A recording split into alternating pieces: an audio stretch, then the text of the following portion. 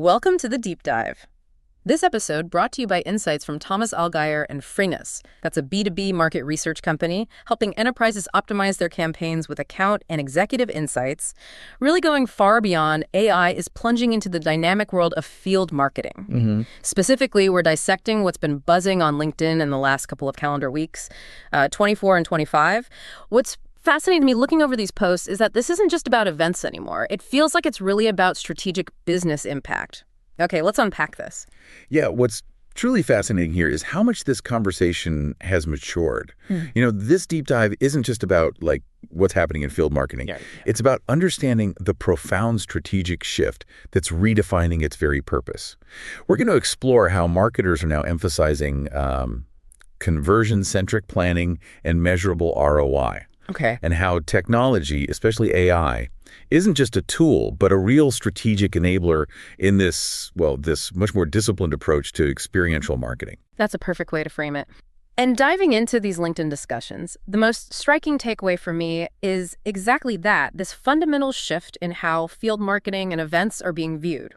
Yeah. It really feels like it's being elevated, To a core business driver with this huge emphasis on proving its impact, what's driving that change from your perspective? Well, it's a complete reframing, really. Amanda Whippy-McMaster put this perfectly. She stated that events are the business. Events are the business. Okay, what her statement truly signals is a shift from seeing events as mere marketing tactics to recognizing them as core strategic assets. Right. This isn't just about showing up. It's about embedding these experiences directly into the company's growth engine. It fundamentally reshapes how we approach everything from budget allocation to, team structure. So it's not just a philosophical shift then. Are the numbers, starting to back this up, the strategic pivot? Oh, absolutely. Yeah. Jonathan Kazarian, for example, he makes a crucial distinction. He says an event plan is about logistics. Okay, the how. Exactly. But an event strategy defines the deeper purpose, the audience journey, and the desired behavior change. He sees events as a form of PR for the entire business. That's a powerful reframe. It is. And the data validates this. Lauren Young shared some really compelling research. It showed that 46% of marketing teams using event-led growth consistently meet quarterly goals. 46%, wow. Yeah, which is significantly more than the 32% who don't. That's a huge gap right there. It really underscores the idea that events, when you approach them strategically, aren't just an expense, but a genuine growth engine. Exactly. And Samantha Hickman, who also goes by Robbins, she reinforces this. She points out that a whopping 80% of marketers find events their most impactful demand gen channel. 80%. And here's the kicker. Buyers are 2.5 times more likely to engage with a brand after attending an event. 2.5 times. That's not just a lift. That's, like you said, a magnetic pull. It really is. That magnet analogy really resonates. And it still comes back to the human element, doesn't it? Yeah. Even with all the tech floating around, it seems that face-to-face interaction is still, paramount. It truly is. Matt Hines had this powerful statement. Until robots sell to robots, business outcomes accelerate with humans front and center. That really hits home. It makes you pause and think, doesn't it? While AI can certainly facilitate efficiency and, reach, that core human interaction is still irreplaceable for activating a real human response and experience. It's about creating that direct connection that builds trust. I couldn't agree more. That human-first approach, even in our tech-driven world, it ties directly into Liz Lathan's concept of experience-led growth. Yeah. She suggests events aren't merely about planning or logistics, but about creating emotional connections across the entire customer journey. Right. The whole journey. Yeah, and this even means rebranding the event team's role to experience strategy team to clearly show that direct business impact. It sounds like pulling up a chair at the strategic table rather than just waiting for an invite. It's a complete mindset shift. Absolutely. Viewing events as a strategic lever for the entire organization. Yep. Karina Lima echoes this too. She notes that event-led growth is a catalyst for connection, education, and demand generation. A catalyst, I like that. Yeah, truly serving as a bridge between brand and business. She cited a great example, actually, a rooftop retail night. Oh, yeah. Yeah, it created this intimate format for C-level execs to exchange experiences and foster new opportunities. It's about designing environments for, genuine interaction. Yet it's not all smooth sailing in this new strategic landscape, is it? Daryl Wright from Forrester's survey highlighted some very real challenges event teams are facing. Like what? Budgetary pressures, for one, increased competition for attendees, and definitely heightened audience expectations. The stakes are higher than ever, and proving that strategic value seems absolutely critical now. And that's precisely why clear shared goals are absolutely essential. Anastasia Prokopenko pointed this out. Okay. When the purpose of an event is precise, the outcomes speak louder than just, vibes. Right, no more vibe checks. Exactly. It's about aligning everyone from sales to marketing to leadership on what success truly looks like, beyond just heads and seats. It's the difference between sort of hoping for an outcome and actively engineering one. Okay, speaking of engineering outcomes, that brings us neatly to our second theme, this critical need for event marketers to prove ROI beyond just attendance numbers or general impressions. Yeah. It's really about quantifiable pipeline-moving results. This is where the rubber meets the road, isn't it? Linda Graham provided a really practical guide on measuring event ROI. She emphasized setting clear, measurable goals before the event even kicks off. Beforehand. Crucial. Totally. This means identifying relevant metrics like lead generation, engagement retention, and tracking real success beyond just those anecdotal vibes or, booth visits. It's about moving past the surface-level vanity metrics. And crucially, Sanjati points out that the true ROI of an event begins after it ends. Yes. So important. Which means structured follow-ups and tailored content aren't just good practice, they're paramount for actually getting conversions. The work definitely doesn't stop when the booth closes. Absolutely not. In fact, that's where a lot of the magic or maybe the hard work happens. Chow UW offered some really actionable post-event tactics for maximizing that ROI. Like what kind of tactics? Well, think personalized follow-up videos sent within 48 hours. Okay, quick turnaround. Yeah. And post-event email sequences specifically tailored to attendee interests, plus repackaging event content into thought leadership pieces for platforms like LinkedIn. It's about extending the life and impact of the event, keeping that conversation going.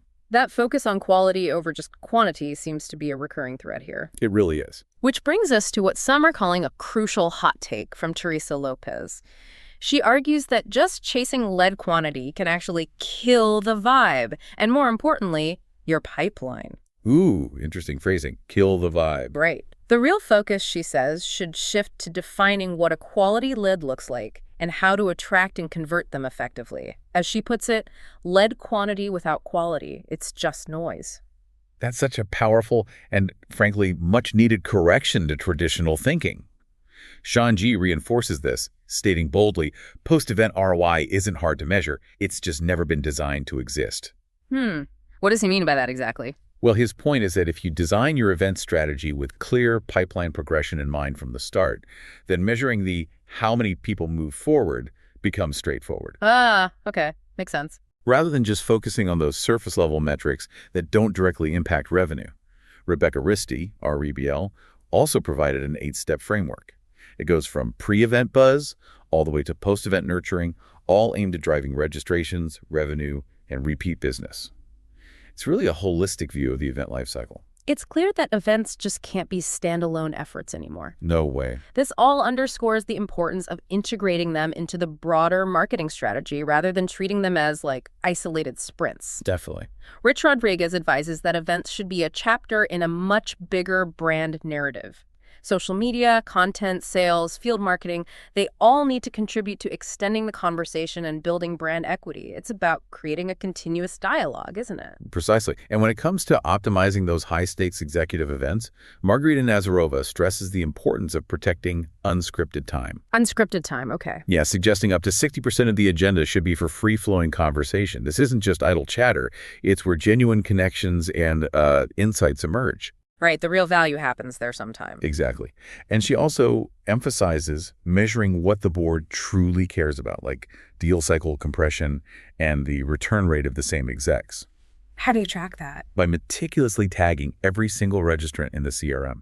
It's about demonstrating tangible strategic value back to leadership, proving that these interactions are actually moving the needle. That level of strategic measurement and integration is truly what makes a deep dive into an event successful.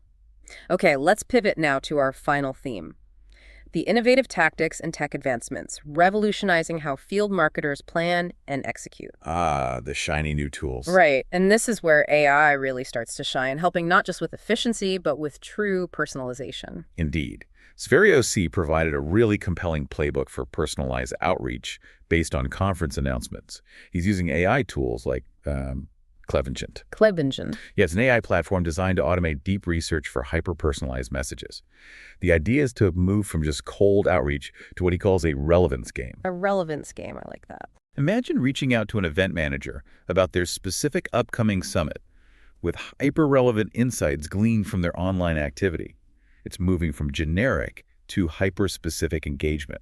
That's incredibly smart. It's leveraging technology to make the human interaction more impactful, not less. Exactly. Lance Newton expanded on AI's role in prep too. He mentioned tools like ZoomInfo, Clay, Jasper, Apollo.io. The usual suspects, yeah. Right. That can refine targeting, prioritize leads, even forecast booth traffic, and optimize content before the show even starts.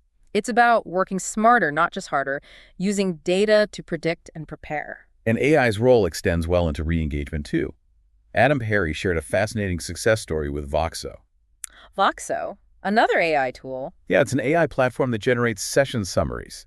They used it at Event Tech Live to provide AI-generated summaries. And what happened? It drove thousands of attendees back to the video content. It really proved AI's tangible role in enhancing the attendee experience and significantly extending content reach long after the event ends. It's about keeping the learning and engagement alive. This is particularly relevant given rising event costs, which Manpreet Wadan addressed with some adaptive strategies. Always a hot topic, event costs. Definitely. She suggests practical approaches like going local with vendors to avoid import fees, rethinking hybrid events, maybe moving high-cost production elements online without losing engagement. Sure.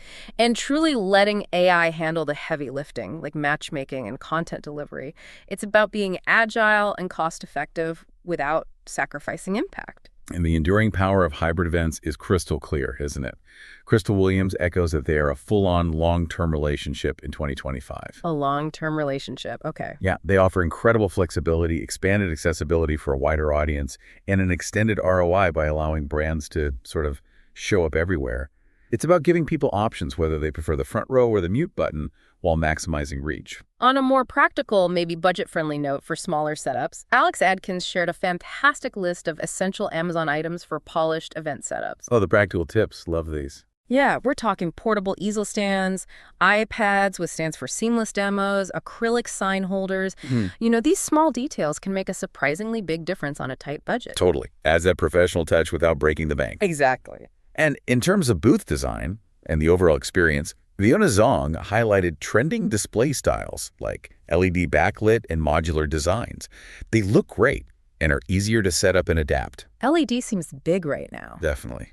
And adding to that, Zia Dialang emphasized how dynamic LED displays create that main character energy. Main character energy. Yeah, and truly marketing in motion. It makes a booth impossible to ignore across a busy show floor. It's about capturing attention visually and engaging attendees from afar. Ultimately, though, as we've discussed, it all circles back to the attendee experience. Always. Caroline Hornby made this charming comparison to weddings. Yeah, suggesting that B2B conferences can learn a lot from the razzle-dazzle, the emotional connection, and the memory-making inherent in those deeply personal events. It's about making people feel something, not just feeding them information. And that feeling needs to be rooted in real value, as Magdalena Matuszewska pointed out. Today's conference participants, they actively seek practical case studies, direct access to hard-to-find experts, and specific answers that, frankly, Google or even advanced AI can't provide. Right. Things you can only get there. Exactly. This reinforces the enduring value of carefully curated in-person experiences and that deep, specific knowledge that can only come from direct, facilitated human connection.